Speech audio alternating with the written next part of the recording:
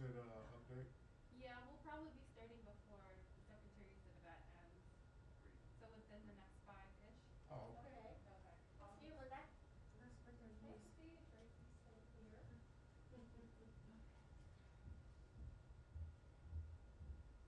Now that's a little better. 5 better than 30, I guess.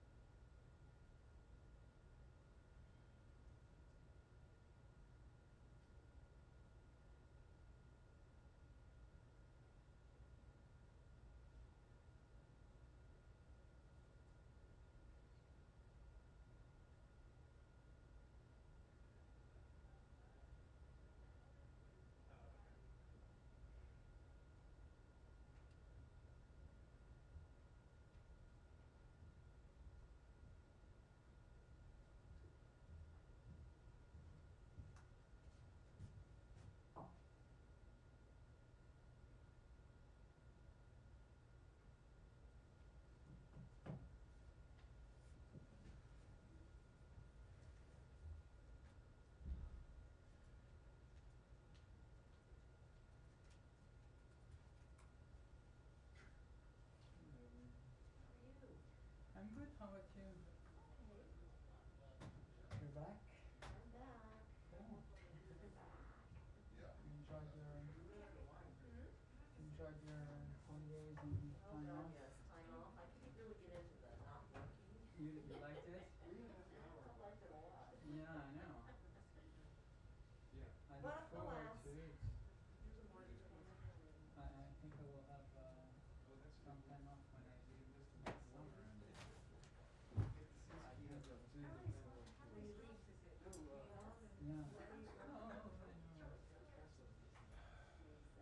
Oh, I know. If you can't work the last night, If they what? oh, if he can't. Yeah, I don't think they'll go to Australia since it's going down. I agree. We're truly not trying to Sure, do what yeah. you do. That, I'm not even telling us. I don't. I'm not so sure.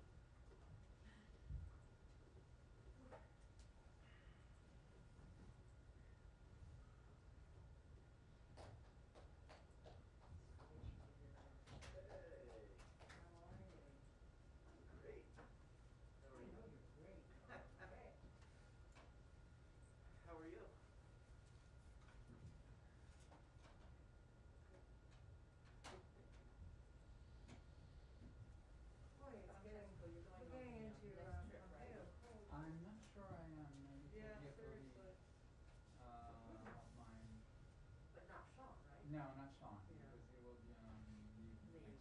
starting next week. Has but Sean maybe- started his leave? Sorry? When is Sean starting his leave? At the end of this week, so starting Yeah. next week. How long is he taking? Till mid-April. So Oh, maybe I will have yes. some colleagues reinforcing the team, which is me. Did you, give him the other little gifts yet? He received the things I worksheet to his house. I will send an email saying what everything was. Yeah, but I thought you had said there were a few more things you And could do. yeah, no, I haven't seen him actually. Yeah, because that's still, okay. I will go and visit him next week at his house because he's working from home all the week.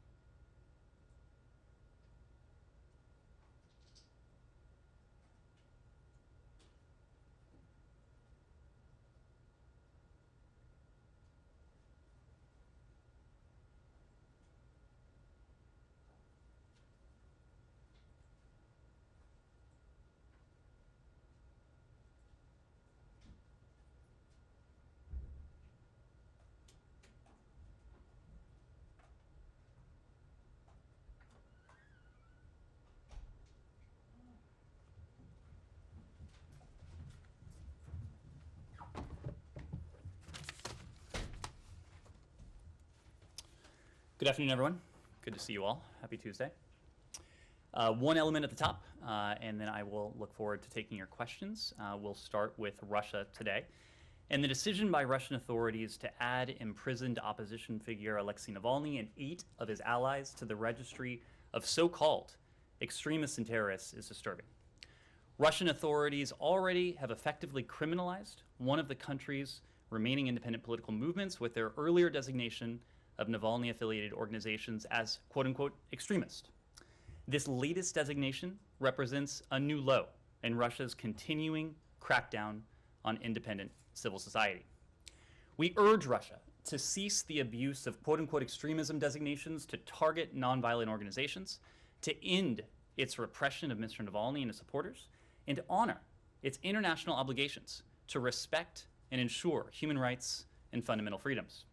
The Russian people, like all people, have the right to speak freely, form peaceful associations to common ends, exercise religious freedom, and have their voices heard through free and fair elections. Mr. Navalny remains imprisoned on politically fabricated grounds. We have been consistently clear about that. We call again for his immediate and unconditional release. With that, happy to take your questions. Thanks. I want to start with Russia, but not with Navalny. A couple things, but they'll be brief. One, do you have any timeline now? The White House punted to you guys when they were asked when the written response was going to be sent to Moscow. Do you? So what I can tell you, Matt, today is that the response has not yet been transmitted to Moscow, but I can assure you that once the response is sent, we will let you know. So stay tuned. So, and you'll also be giving it to us as well? So We will let you know, so stay tuned. Before Astros? We will let you know All right. on a timely basis. Secondly, yesterday, I believe you said something about how over the course of the past week or 10 days or so, in terms of formulating what the response is going to be, that you were consulting with NATO allies, European, partners and allies. And I just wanted to know, does that include Ukraine? Have Ukrainian officials been consulted about what this response is going to be, and are you taking into account their concerns or considerations in the document? Yes and yes. We have been consulting extensively with our allies and our partners, and of course, when it comes to the latter category, that includes Ukraine. We have not only informed them and given them a preview of what will be in this report, but we have actually explicitly solicited their feedback and incorporated that feedback into our report. So there will be no surprises. There will be no surprises for NATO. There will be no surprises for our European allies.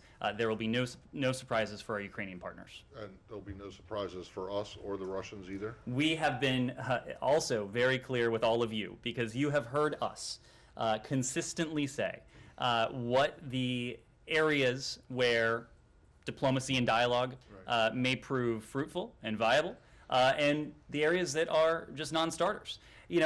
I take it from your questions that there's a perception that we have been less transparent than, or might be less transparent than the other side, than the Russians in this case. What I would say is that the Russians have held out one criterion, and that is their demands when it comes to NATO and open door, and we've been very clear about that. But we have also been very clear about specific areas, whether it's the placement of offensive missiles, whether it is transparency, whether it is exercises, whether it is broader arms control measures, where, if done on a reciprocal basis, there is the potential to enhance collective transatlantic and broader security. Those are areas where we've been very clear that we're willing to engage in dialogue. We have been consistently transparent with all of you, just as we have conveyed this very clearly and consistently to the Russian Federation. Well, there wasn't any implication in my question, but let me just ask this. I mean, is there going to be anything in there that the Russians aren't already aware of that are your positions?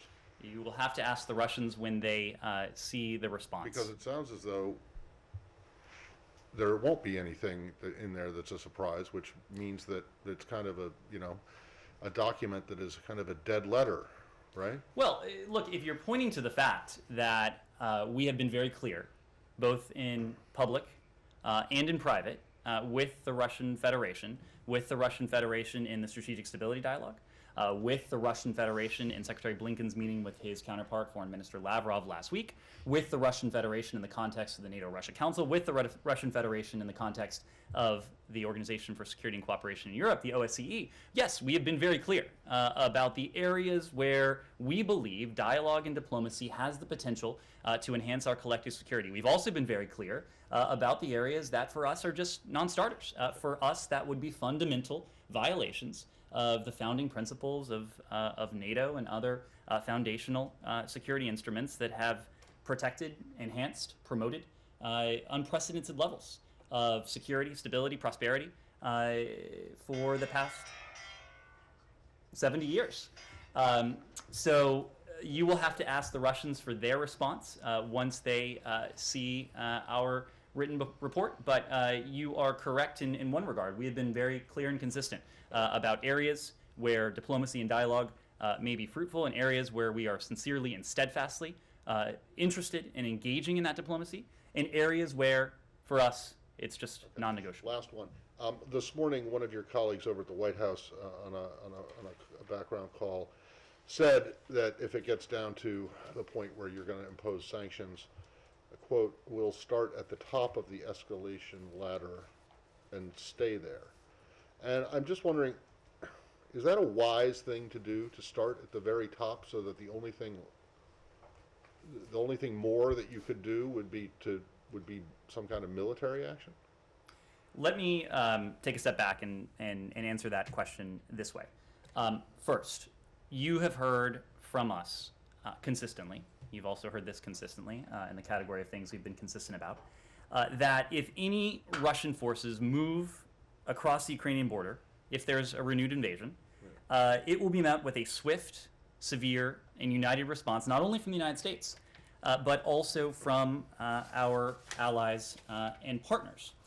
We have spoken consistently about the fact that that swift, severe, and united response will be unprecedented, that it will entail measures that we intentionally eschewed in the past, including in 2014 when Russia last invaded Ukraine. But it also will be unprecedented in its approach. And this is the point that you were getting to, Matt. It's the point that one of my colleagues made this morning. My colleague said that, and you quoted it partially, the gradualism of the past is out, and this time will start at the top of the escalation ladder and stay there. My question is this. So if you're at the top of the escalation ladder and something else happens, you don't have any further to climb on the ladder. You either fall off, or I guess maybe you jump onto the roof, Matt, if the ladder is attached to something. But I don't understand. Is it smart to start at by going all out with nothing left in reserve? I mean, are you saying that whatever you guys should it become necessary, that whatever you guys will impose in terms of sanctions can't be topped? You have to recall... Because if they can be, and if there are steps that you're not going to take, then you're not starting at the top of the escalation ladder. A couple points. One, you have to recall what this is about and what's at stake here. If this swift, severe, and united response goes into effect, and let me be clear, we hope it need not have to. We hope that dialogue and diplomacy can help us find a way out of this, help us find a way to de-escalation and ultimately to a peaceful resolution of this Russian aggression. But if we get there, what we will be talking about is a renewed Russian invasion of Ukraine. And the stakes of that, as we talked about yesterday, are important in the context of Ukraine, of course, a close partner of the United States, a sovereign, independent country itself. And that, of course, is important to us. It's important beyond Ukraine as well. What should be inviolable rules of the rules-based international order would come under assault. They would be undermined. They would be potentially eroded if the international community were not to take drastic steps to show Vladimir Putin, to show the Russian Federation, that this is not the kind of action that can be tolerated in the 21st century. These are the kinds of actions that we sought to relegate to the dustbin of history after the Second World War. And if Vladimir Putin thinks that renewed aggression won't be met with severe, swift, united response, he would be wrong. There's another point here that I think is important, though.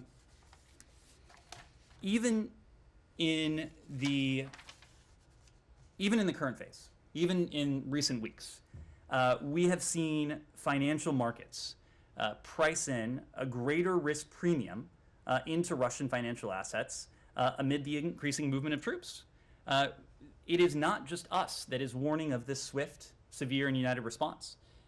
Financial markets, private sector actors are taking note. The Russian ruble recently hit its weakest level in over a year versus the dollar. And it's the worst performing emerging market currency so far this year. Russian sovereign borrowing costs in terms of the 10-year bonds, they have increased to their highest levels since 2016. Russia's stock market has sunk to its lowest levels in a year. But the other point, and market participants know this, is that what we're seeing now is nothing compared to what would befall the Russian Federation, the Russian economy, if Russia's invasion were to go forward. To your point, Matt, I just want to be clear about this. This is not about punishment. This is right now about deterrence. We are seeking to do everything we can in the prelude to what could be additional Russian aggression to deter a further Russian invasion of Ukraine. That is why it behooves us to be crystal clear with the Russian Federation, with Vladimir Putin, about the severe costs and consequences that would befall him, that would befall his country if he were to go forward with this. It doesn't do us any good to pull punches to be ambiguous, to be obscure in terms of what we're talking about. And for more than 2 months now, we've tried to be very clear about that. Andrea. A couple of things. Francis Macron said today that he will be talking to Vladimir Putin on Friday. Is that helpful? Does that undercut the U.S. Lavrov talks or any talks at a higher level, where mixed messages could be conveyed? Germany, to my knowledge, based on what German officials are saying, have not yet authorized the Estonian transfer of artillery. Is the delay in making that decision tantamount to banning by not getting it there potentially? Tantamount to? Is that tantamount to not approving it I see. because of the delay? And the Ukrainians, are saying, Zelensky said to his people, nothing is imminent, you can sleep, don't pack your bags, don't worry. How does that, how do you synchronize that with the warnings from the White House that an invasion could be imminent, could come at any time? Is there a disconnect between us and the Ukrainian government in terms of our approach? There are reports, in fact, from the ground that Ukrainians feel left out of the diplomacy, despite all of your, the Secretary's visit last week and all of your arguments that nothing about Ukraine without Ukraine. Let me try and take those in order. First, on the French proposal to engage in dialogue and diplomacy with the Russian Federation. I would remind everyone precisely what we heard from NATO, from the OSCE, from our European allies. Their very positive, very warm reaction to the fact that the United States, in full consultation with NATO, with the OSCE, with our European allies, with the Ukrainians, as of a couple weeks ago, plan to sit down in the context of the strategic stability dialogue, the engagement that our Deputy Secretary of State, Wendy Sherman, led in Geneva. They have been very supportive of our bilateral engagements with now more recently Foreign Minister Lavrov. And they've been supportive for, I would say, primarily one reason.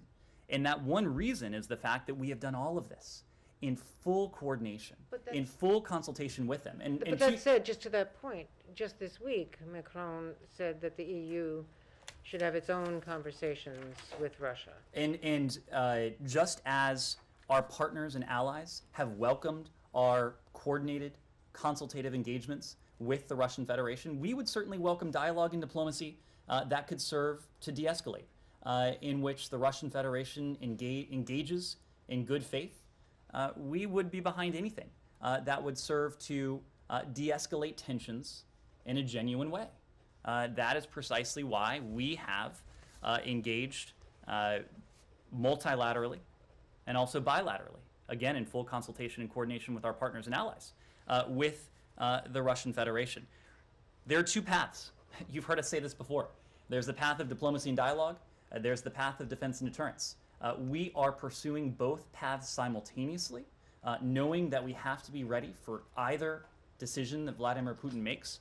And we know the fact that our allies and partners are engaged in diplomacy and dialogue, to us that's a good thing. But it is incumbent in all of this on the Russian Federation to take steps to demonstrate that dialogue and diplomacy are viable, that they are a means to an end. This is not talking for the sake of talking. This is talking, sitting down in a principled, clear-eyed way in an effort to de-escalate tensions and peacefully resolve what the Russian Federation has needlessly provoked. We're engaged in that. Our allies and partners are engaged in that. We're engaged in that together, multilaterally, through NATO and the OSCE. When it comes to our German allies, we talked a bit about this yesterday. We were in Berlin last week, and the Secretary had an opportunity to speak to Chancellor Scholz, had an opportunity to meet with Foreign Minister Baerbock. The Foreign Minister was asked almost precisely this very question, standing next to Secretary Blinken. And she spoke in detailed terms about the important forms of support that our German allies are showing to our Ukrainian partners. And I say our because they are close partners of both the United States and Germany, not to mention all of the NATO allies. So different allies are contributing different elements to this effort to reassure, to reinforce, to deter further Russian aggression. The key is that all of these forms of support are reinforcing. So whether it is the fact that the United States, for our part, has provided more than $650 million in security assistance in the last year, the more than in any previous year in history, whether it is the fact that Secretary Blinken himself has expedited and authorized the third country transfers that you have spoken to, whether it is the reinforcements that my colleague at the Pentagon has spoken to in recent days. We are making important contributions not only to the defensive security needs of Ukraine, but also to the reassurance efforts when it comes to NATO's so-called eastern flank.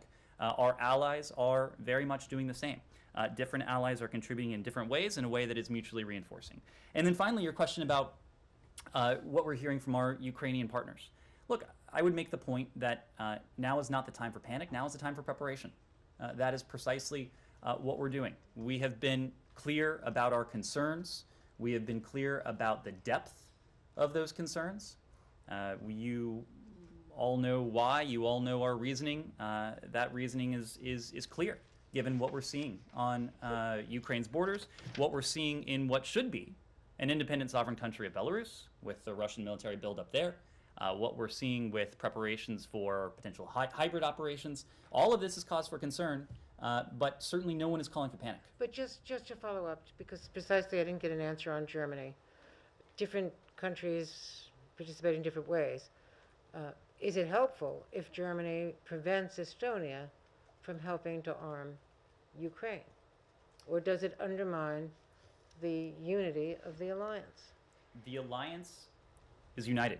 There is no question about this. The alliance is united. You have heard this in the form of communiques and statements from the alliance itself. You don't have to. You don't have to take my word for it. But why would Germany stop artillery from going to Ukraine? Countries from a third country. Countries have different authorities, different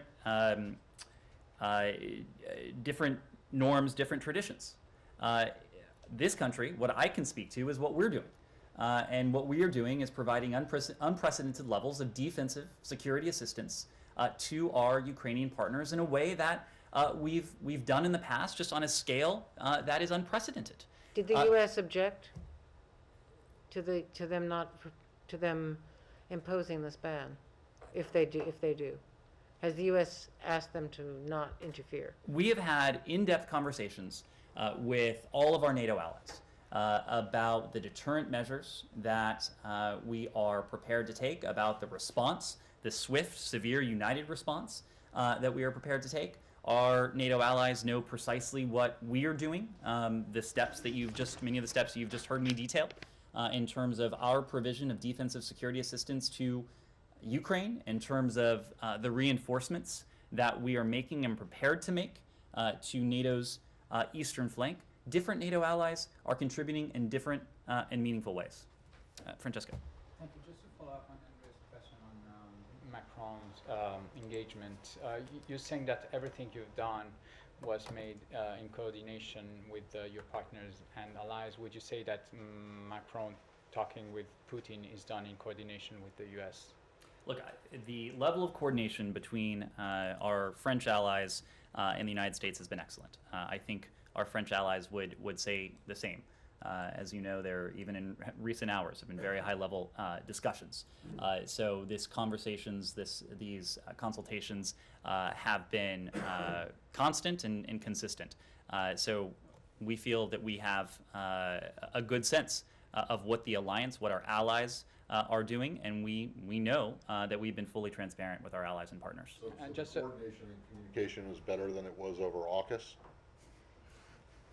Was that a question, or was that a jibe?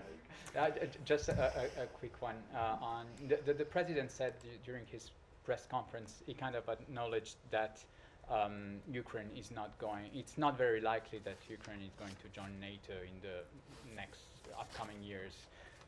Is this an acknowledgement you're ready to put in your written response it's just saying we don't shut the doors, but it's not likely that Ukraine is going to join in the upcoming future. Francesca, we've consistently made the point when we talk about the foundational, inviolable principles, one of them, when it comes to European security, is the right of sovereign nations to choose their partnerships and alliances in any way that they see fit. It is written into NATO's charter that countries can aspire to join the alliance. Of course, there are a set of membership requirements. Those membership requirements are clearly spelled out, clearly delineated. It is the obligation and responsibility of each aspirant country to be in a position to fulfill those requirements. But NATO's door must always remain open to those aspirant countries that fulfill those requirements. That wasn't my question. My question is, are you ready to take the quote from President Biden in his press conference? The likelihood that Ukraine is going to join NATO in the near term is not very likely. Are you ready to take that quote and put it in your written response? An open door is an open door. That door will always be open. We're not going to take any move. We're not going to say anything that would. The president just did. I don't think the president did. I think No, the president said exactly what I reiterated just now. That NATO accession is predicated on a set of requirements that each aspirant country must fulfill. Cut it.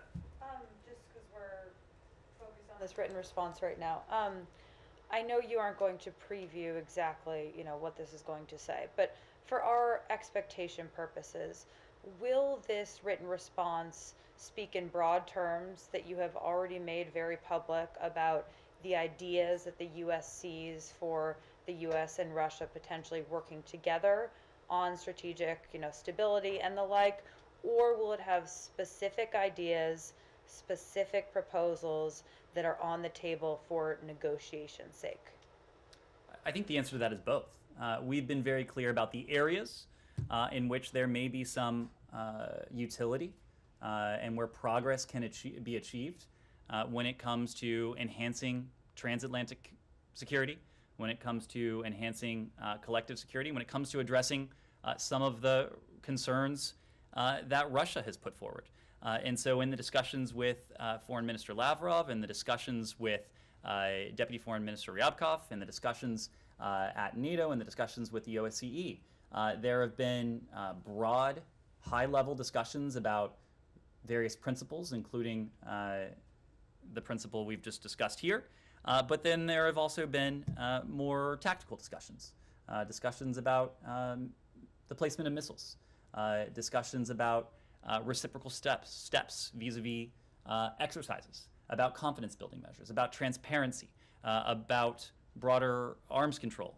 So the universe in which we can engage diplomatically, or at least in which we can engage diplomatically and potentially achieve some progress, we've outlined what that universe looks like. The Russians know that. We've done that together with our allies and partners, and the written response will do that as well. Sorry, just so you said you outlined that, right? So are we expecting that there should be a bit more filled into that outline in this written response than we have seen publicly?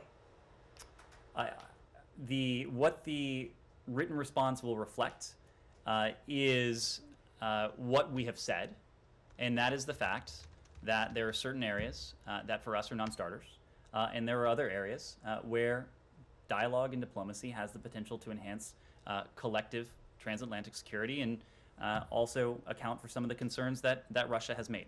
I don't want to get ahead of a report a written response that we haven't formally transmitted yet.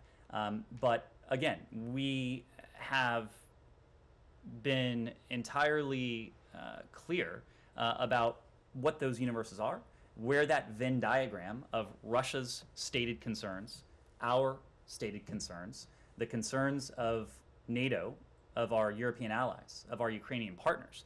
We've been clear that there is an overlapping element of that Venn diagram. And that's what we're talking about here in terms of pursuing dialogue and diplomacy on the path towards de-escalation and hopefully a peaceful resolution of this needless Russian aggression. That is a proposition we're prepared to continue to test. we'll have to see how the Russians respond, what the next steps might be. But the next step will be transmitting that response to the Russian Federation. Yes. Thank you. Just to be clear, your answer to Francesco was no. You will not be including a characterization of the likelihood or not of Ukraine joining NATO. You said Well, open doors and open doors and open door. And So I would say a couple things. One, an open door is an open door. Two, our response to the Russian Federation was drafted and is being drafted in full consultation and coordination and transparency with our European allies and Ukrainian partners. But it is a U.S. response. So it is not for the United States to speak to NATO's posture in any written response that we put forward. So I think for a couple reasons, that is not the kind of thing I would expect to see in any written response from the United States. okay, when you talk about it not yet being transmitted, are you also saying it's not yet fully drafted, even though, because you keep saying that you're consulting still, even though you also are saying that it's everything we already know and have said, so you are still drafting, as well as not having. I don't want to characterize its state of completion. I will say that Secretary Blinken was clear that it will be transmitted this week. So I would just say stay tuned. It will be a Just State wanted to ask- Department response, or? It will be a U.S. government response. I just Well- wanted to ask, you and your colleagues sometimes talk about diplomacy and dialogue on the one side, defense and deterrence on the other, with President Putin kind of deciding in the middle, like some kind of magic 8-ball or something. But we're seeing signs on the ground. You mentioned the MOEX stock exchange, the ruble weakness. We've seen troops going into Belarus. We've seen NATO directing troops toward its eastern flank. Does that mean that the scope for diplomacy has narrowed? What it means is that we haven't seen the de-escalation that is necessary if diplomacy and dialogue is to prove successful. We've been very clear that, as we always are, that there is not a precondition for dialogue and diplomacy, but there is a precondition for that dialogue and diplomacy moving in the right direction and moving towards the end state that we hope to see, and that precondition is de-escalation. Is it moving in the right direction or the wrong direction? I mean, things rarely stand still in this world. Well, I don't think that we've seen any concrete indications of de-escalation just yet. Yes. Anything else on Russia, Ukraine? Sure. You were talking about the unity among allies. I wonder if you wanted to respond to the Croatian president Milanovic, who said Croatia would in no way be involved in this crisis if it's escalated, and they will, he specifically said, we will recall Croatian troops from NATO deployment. So, what is there real unity among your allies on this? I think you have seen the unity that has been expressed in formal statements from NATO, from the G7, from the OSCE, from the European Commission, that speaks to the unity that we have forged, not in recent days, but really in over the past couple months. This is something that we have been hard at work at since we first started speaking to this in early November, if I recall. This is something that, as the information picture has developed, we have consistently shared information with allies and partners. We have engaged with our allies and partners in any number of fora, both in person, whether it was last month at the G7, whether it was at the NATO ministerial, whether it was at the OSCE. We have done so over the phone as well, video conferences, well over 100 engagements as of earlier this month with our European allies and our partners as well, of course, including Ukraine. And that extends to last week when we were again in Kiev. We had an opportunity to meet with President Zelensky, had an opportunity to meet with Foreign Minister Kuleba, and that engagement has continued since. Of course, the Secretary has had an opportunity to speak to the Foreign Minister after his meeting with Foreign Minister Lavrov to back brief him on that engagement, because again, we are operating with a core principle in mind, and that is nothing about without. Nothing about Ukraine without Ukraine, about Europe without Europe, about NATO without NATO. Specifically on Croatia, are you concerned that countries are signing up to formal statements and then on the other side making these kind of comments that they don't actually support this? What I can point to are the formal statements that NATO allies have So signed up you're for. not concerned at all that if the commander-in-chief of a country is then saying something completely opposed to what they've supposedly signed up for? Documents are a physical manifestation of the commitments that the allies have made. And- I can point you to those documents. And if it comes to, John Feiner, Deputy National Security Advisor John Feiner has said that NATO will make decisions about possible troop movements. You talked about there's no daylight on the sanctions response, but what about on potentially deploying NATO troops? Are you concerned that there isn't the same level of unity, perhaps, when it comes to that military aspect on the eastern flank, not Ukraine? Well, the alliance has been very clear, just as the United States has been very clear about our commitment to reassure, to reinforce the eastern flank, certainly if there is renewed aggression, if there is a military invasion. But as you heard us say yesterday, we've never said that even in the absence of that, we wouldn't take prudent steps to provide that reinforcement and reassurance. But I will leave it to the NATO alliance to speak to the specifics of those plans. Joel. Thank you. A couple of questions on both the diplomatic and deterrence piece. The Baltic states, of course, announced last week that they will be providing anti-armor and anti-aircraft weapons, and Secretary Blinken emphasized that he approved this.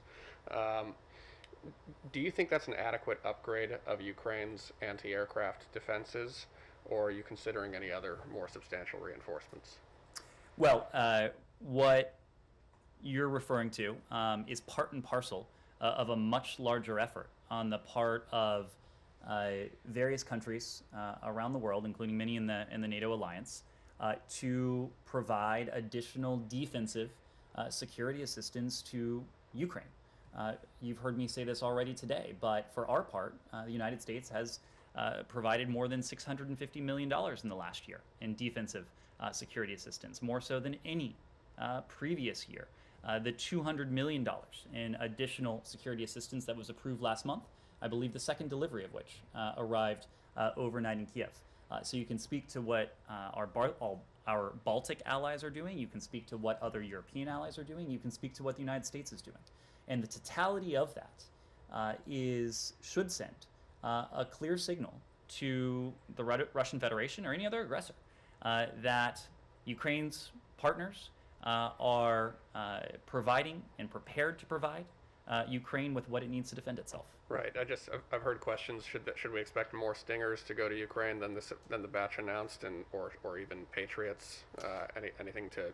Obviously, there's an imbalance of air, Russian air capability. So what I would say is that the second installment, I believe, of that of the deliveries associated with the $200 million that was approved last month in December by President Biden, those deliveries will continue in the coming days and coming weeks. You saw that there were pictures and imagery broadcast of that delivery overnight, and I expect you'll be hearing more about subsequent deliveries of defensive security assistance in the days and weeks to come. We've provided some details of that. I believe last weekend we spoke to 200,000 pounds of ammunition that was provided to our Ukrainian partners, but we're of course not detailing all elements of that defensive security assistance we're providing.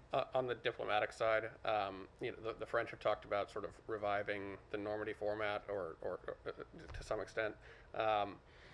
Do you see the implementation of Minsk II as a diplomatic off-ramp from this threat of a new invasion?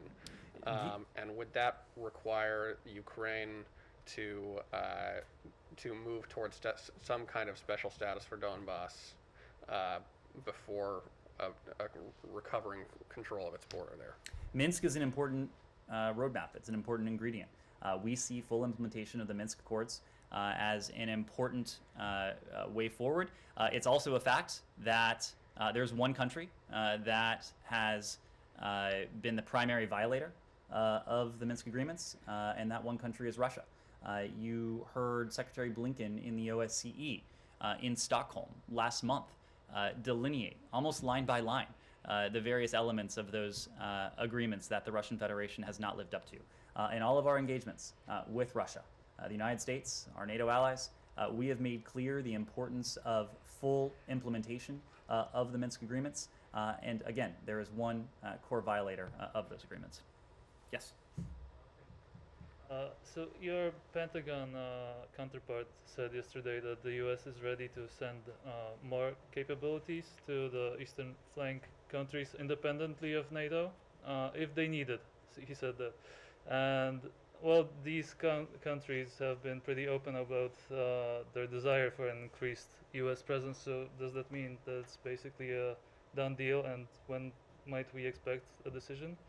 And second, if I may, the Belarusian dictator Alexander Lukashenko felt necessary recently to stress that he will not allow any occupation of Belarus, presumably by the Russian forces that are coming, which of course prompted concerns that this is in fact what might happen. And there have been concerns about that. Are you concerned about such a scenario of Russian forces basically occupying Belarus?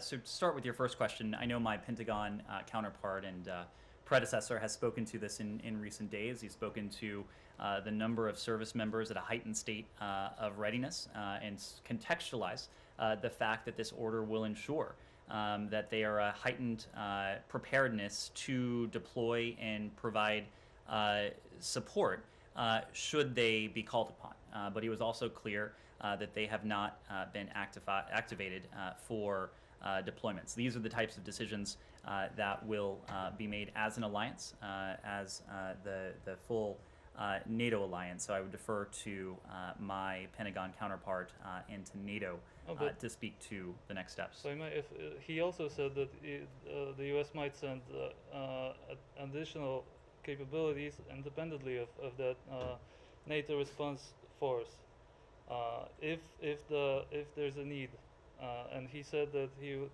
U.S. is open to provide that. So is that, Baltic states and Poland have been pretty open that they want this increased presence. I will leave it to my Pentagon counterpart to speak to potential deployment of service members. They've spoken extensively to this yesterday and in recent days. When it comes to Belarus, we have been clearly voicing our concerns with the military buildup in what should be an independent, sovereign country.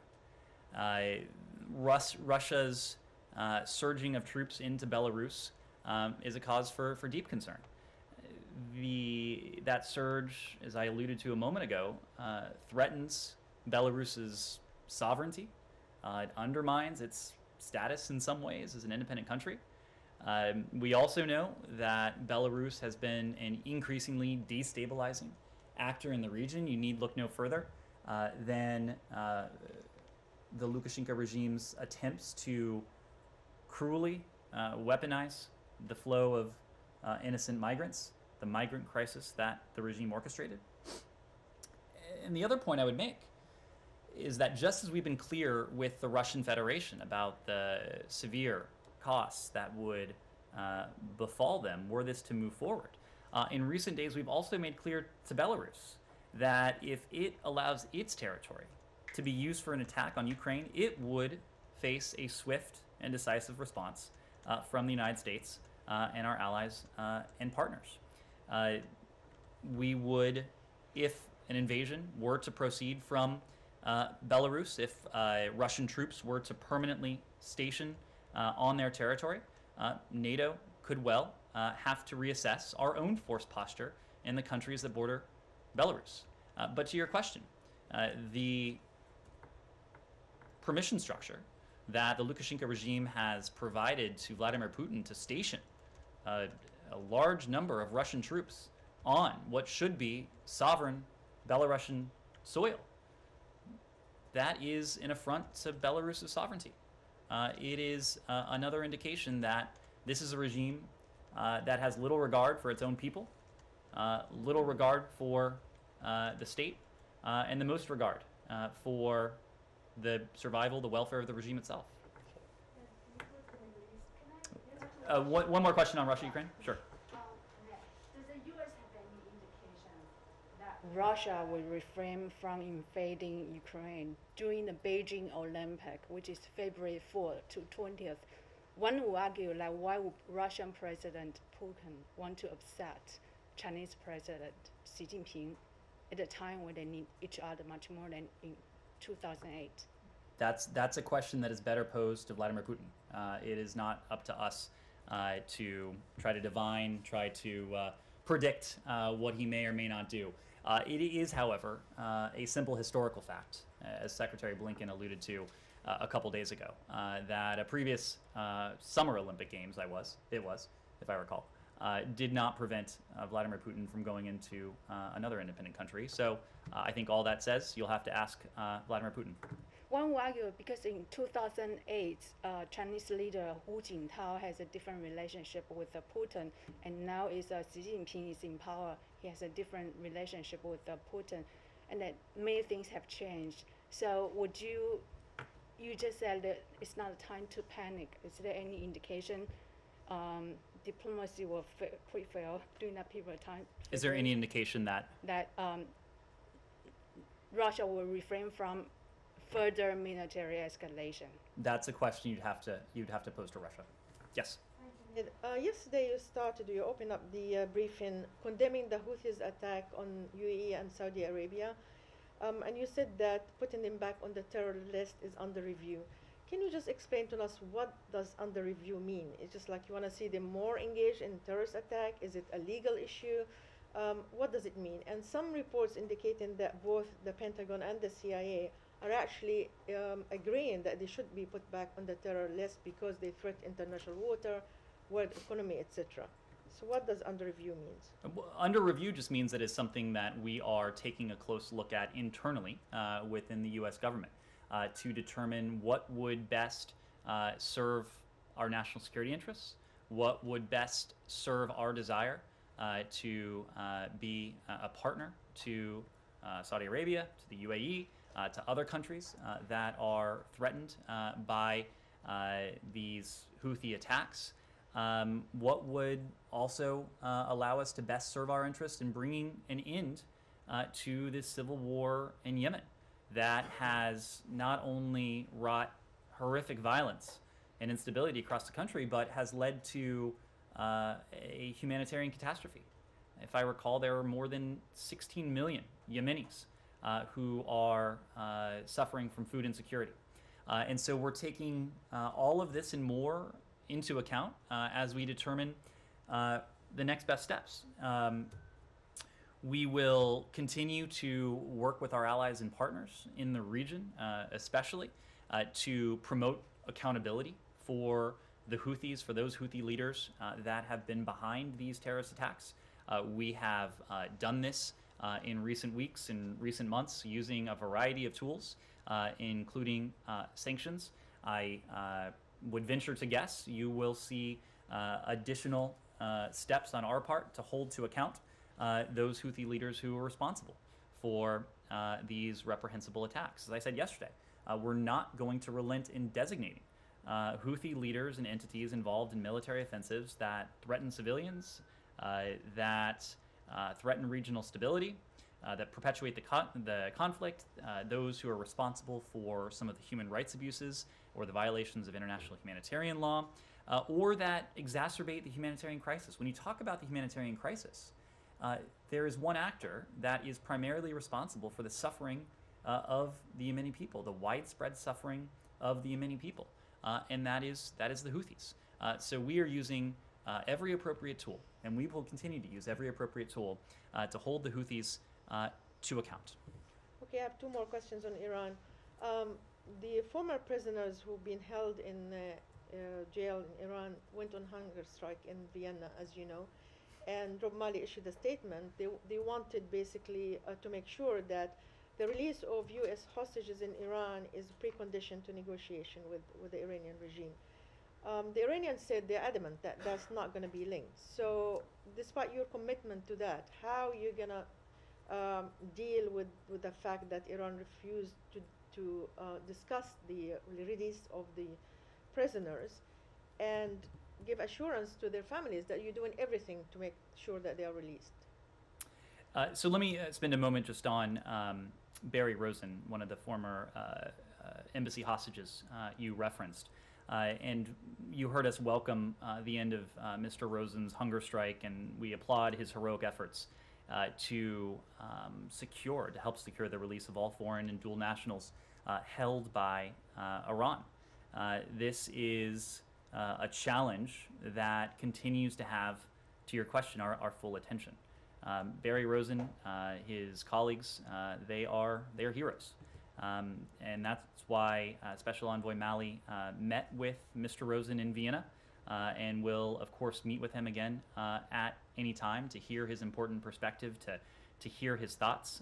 We are deeply moved by his commitment to the release of those American citizens and third country nationals who are wrongfully detained in Iran. It's a commitment that we completely share.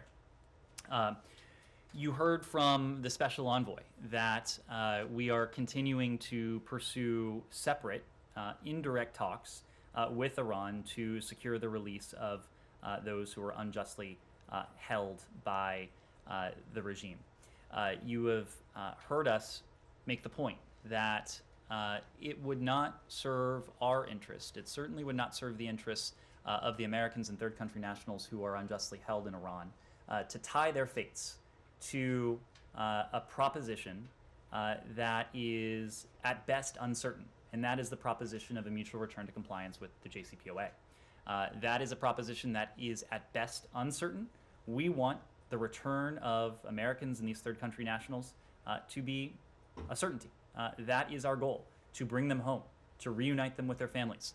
And so, of course, we do not want to have anything unnecessarily stand in the way. So we'll continue to treat these issues as separate as we strive to secure their release. Okay, Francesca? and one more on Iran. This is any division within the negotiation team in Vienna? I mean, is Mr. Nephew or in agreement with your policy, or does he disagree that the way you're handling imposing the sanction on Iran, the way you want to implement it, is different than that of Rob Malley and others? Well, I'm fortunate to say that Richard Nephew is still a member of the State Department team. He no longer serves as the Deputy Special Envoy for Iran, but as you know, a year into an administration, personnel moves are common. Of course, we're not going to get into the specifics. In such a sensitive time, it's common for them to leave when they negotiate a deal that is hinged on getting back to this agreement? Well, look, I'm not going to comment on the specifics of any decision of someone to take a step back from a particular account, but you've seen across the administration that, especially at this time, a year into the administration, there have been a number of personnel moves across a variety of fronts, including on high-profile issues. The fact is, and I think the broader context here, is that the previous administration, we've been clear about this, left us with a terrible set of options. The maximum pressure campaign was an abject failure.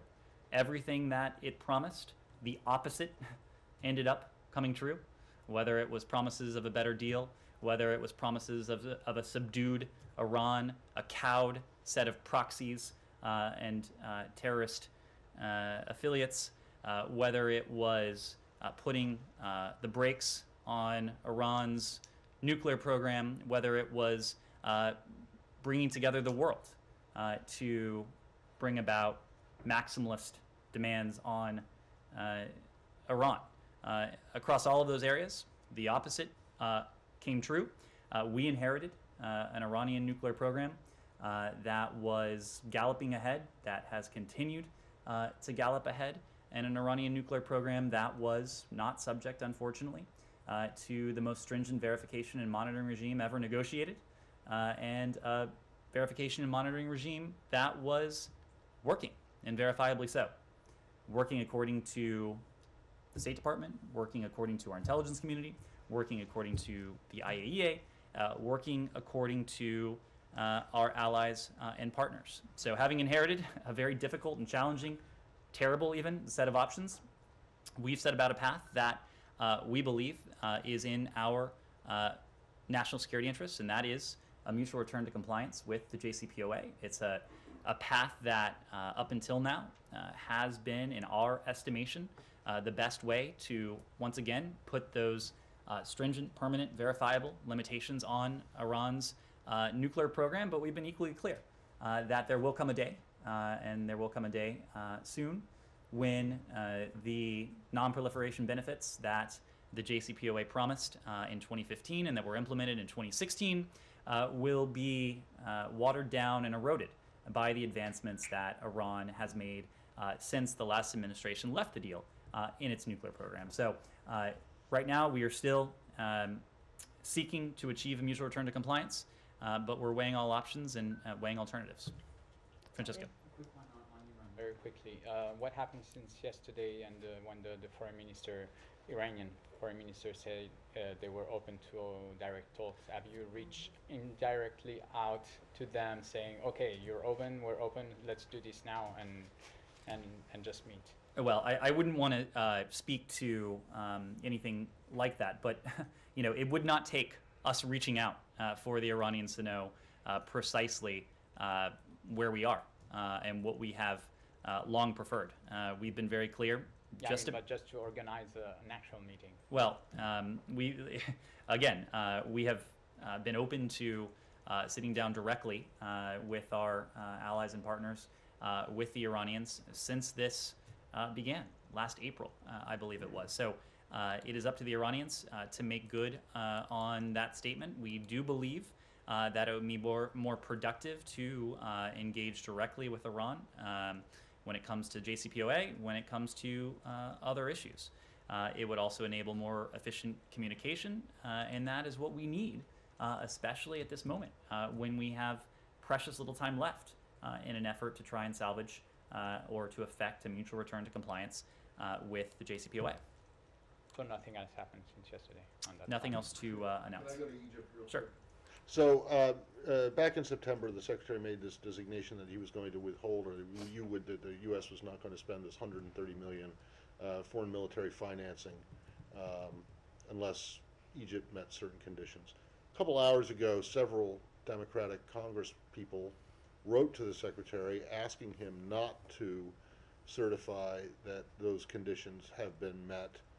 And I don't know if such a determination has been met, but I do notice that just a few minutes ago, you guys announced $2.5 billion in arms sales to Egypt. Is any of that $2.5 billion part of the $130 million in foreign? I mean, that $2.5 billion is astronomically more than $130 million, right?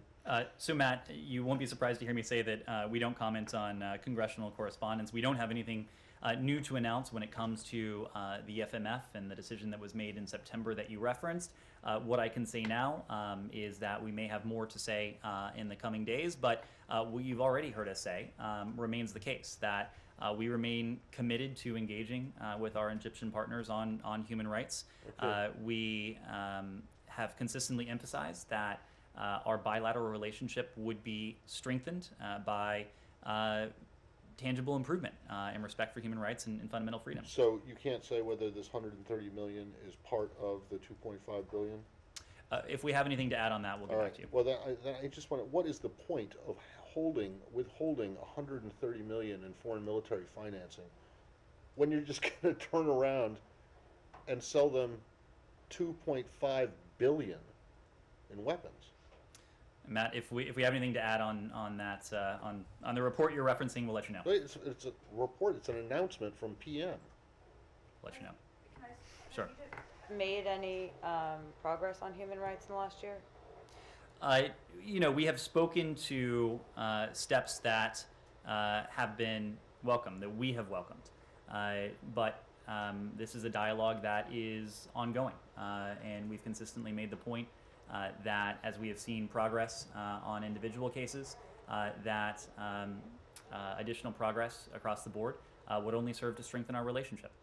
Our relationship with Egypt is fundamentally important across any number of realms when it comes to regional security, when it comes to counterterrorism, and so of course we would like to see that relation that relationship strengthened even more, and one way to do that is additional progress on human rights. Yes, Andrea. 2 more cruise missiles, 5th launch in 1 week from North Korea. Do you have a new policy to try to get them to answer your messages? Well, Not yours personally. you have heard us speak to our approach to the DPRK. It is a policy that was formulated in the early days of this administration that we developed in close coordination with our allies and partners, especially the ROK and Japan. We've had a number of engagements with them in the trilateral format, knowing the importance of trilateral cooperation when it comes to that ultimate goal, and that's the complete denuclearization of the Korean Peninsula. We have also been very clear about our intent. Number one, we have no hostile intent. We harbor no hostile intent towards the DPRK. We are open to dialogue. We are open to diplomacy. We think dialogue and diplomacy is the most effective means to help us reach that overarching goal, and that's the complete denuclearization of the Korean Peninsula. If you're referring to the reports overnight, we are still assessing with the ROK in Japan. Those reports, I don't have any further details to add at this time, though. Thank you all very much.